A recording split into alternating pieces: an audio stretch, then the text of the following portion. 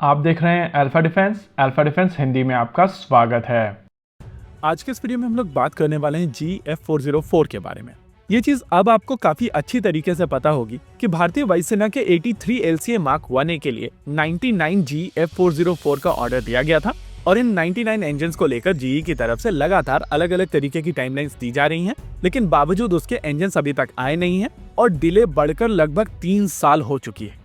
Arrow India के दौरान बताया गया था कि मार्च में ये इंजन आना शुरू हो जाएंगे और अब आधे से ज्यादा मार्च निकल चुका है, लेकिन अभी तक ये इंजन आए नहीं है। नेचुरल है कि इतनी बार टाइमलाइंस बदलने के बाद में अब किसी भी रिपोर्ट को लेकर भरोसा करना मुश्किल हो जाता है, लेकिन हमारा काम है आपको रिपोर्ट्स देना और लेटेस्ट रिपोर्ट्स के हिसाब से अप्रैल फर्स्ट वीक में ये इंजन भारत आना शुरू हो जाएंगे। इस बार यहाँ पर कोरी टाइमलाइंस नहीं है, बल्कि यहाँ पर थोड़ी और डिटेल्स है और इसी वजह से इस टाइमलाइन के ऊपर भरोसा करने का दिल करता है। देखिए, GF404 को लेकर सबसे बड़ी परेशानी ये थी कि इसकी सप्लाई चेन में कुछ साउथ कोरियन सप्लायर्स थे और ये सप्लायर्स जिन कंपोनेंट्स को बनाते थे वो कंपोनेंट्स वो सप्लाई नहीं कर पा रहे थे। माना जाता है कि इनका रॉ मटेरियल रशिया से आता था और रशिया के ऊपर लगे सैंक्शंस के बाद में ये चीजें काफी ज्यादा कॉम्प्लिकेटेड हो गई थी। इंटरेस्टिंग चीज ये है कि यूएस ने जापान की मदद से अब इस रॉ मटेरियल को सिक्योर कर लिया है, लेकिन मीनवाइल भारत की एक कंपनी यहाँ पर स्टेप अप कर चुकी है और उनकी तरफ से ये रॉ मटेरियल सप्लाई करना शुरू कर दिया गया। ये company non disclosure agreement sign कर चुकी है और क्योंकि ये एक्सपोर्ट की बात है, इस वजह से हम लोग यहाँ पर नाम भी नहीं लेंगे। हालांकि आप में से 80-85% लोगों को समझ में आ गया होगा कि हम लोग किस लखनऊ बेस्ड कंपनी की बात कर रहे हैं और मैं आपसे रिक्वेस्ट करूंगा कि कमेंट सेक्शन में आप नाम मत लिखिएगा।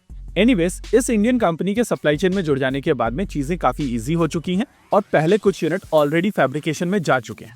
अपडेट यह है कि मार्च में जो यूनिट भारत आनी थी वो ऑलरेडी प्रोडक्शन प्लांट से बाहर निकल कर आ चुकी है और इस समय इसको टेस्ट रिग के ऊपर डालकर इसके ऊपर कुछ इनिशियल टेस्ट किए जा रहे हैं, जो बेसिकली रूटीन होता है और इस केस में ये सारे प्रोसेसेस इस समय स्टैब्लिश किए जा रहे हैं। इस वजह से ये कंपैरेटिवली थोड़ा ज्यादा समय ले रहे हैं। यहाँ पर जिस फैसिलिटी की बात की जा रही है वो लिन प्रोडक्शन फैसिलिटी है, जो लगभग 130 साल पुरानी है। इस फैसिलिटी से 1942 में पहला इंजन निकल कर आया था और अब भारत के लिए सबसे क्रूशियल जेट इंजन आने वाले कुछ महीनों में इसी फैसिलिटी से बनकर भारत आने वाला है। रिपोर्ट सजेस्ट कर रही है कि पहले 2 इंजन अप्रैल में भारत आ जाएंगे और इन 2 में से एक इंजन पूरी तरीके से बनकर इस समय टेस्ट रिग के ऊपर फाइनल टेस्टिंग कंप्लीट कर रहे हैं। पहले इंजन की ग्राउंड बेस्ड टेस्टिंग के दौरान थोड़ा ज्यादा समय लगेगा क्योंकि इस समय प्रोसेसेस स्टैब्लिश किए जा रहे हैं, लेकिन सेकेंड इंजन ऑनवर्ड्स चीजें काफी ज्यादा आसान हो जाएंगी। वैसे इस पॉइंट ऑफ टाइम पर ये क्लियर नहीं है कि GE का क्या प्रोडक्शन रेट होगा, क्योंकि इनिशियली जब इंजन बनाए जाएंगे तो इसका प्रोडक्शन रेट स्लो होगा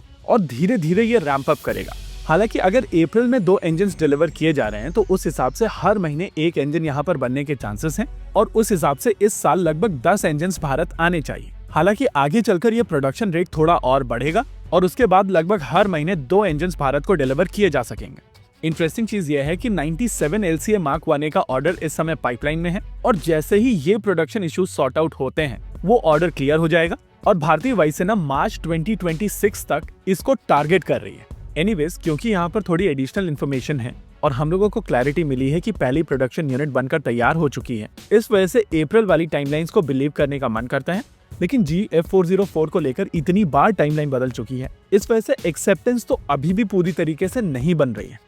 एनीवेज, इस प्रोग्राम की लाइफ साइकिल के इस पड़ाव पर भारत के पास में बहुत ज्यादा ऑप्शंस भी नहीं है और ये चीज भी मोरलेस क्लियर है कि आने वाले 2-3 महीनों के अंदर पूरी तरीके से ये प्रोडक्शन इश्यूज सॉर्ट आउट कर लिए जाएंगे और भारत को ये इंजन मिलना शुरू हो जाएंगे। वैसे लगभग इसी टाइमलाइन के हिसाब से नासिक असेंबली लाइन से भी एयरक्राफ्ट निकलना शुरू हो जाएंगे और नासिक से एयरक्राफ्ट निकलने का मतलब ये है कि आपकी टोटल प्रोडक्शन कैपेसिटी 24 एयरक्राफ्ट तक पहुंच चुकी है। हालांकि इन तीनों प्रोडक्शन लाइंस को पूरी तरीके से रैंप अप होकर अपनी पूरी प्रोडक्शन कैपेसिटी पर पहुंचने में अभी थोड़ा समय लगेगा, लेकिन अगर प्रैग्मेटिक होकर देखा जाए तो चीजें राइट डायरेक्शन में मूव हो रही हैं और वही सबसे इंपॉर्टेंट चीज है। इसी के साथ आज के इस वीडियो में रखते हैं केवल इतना ही।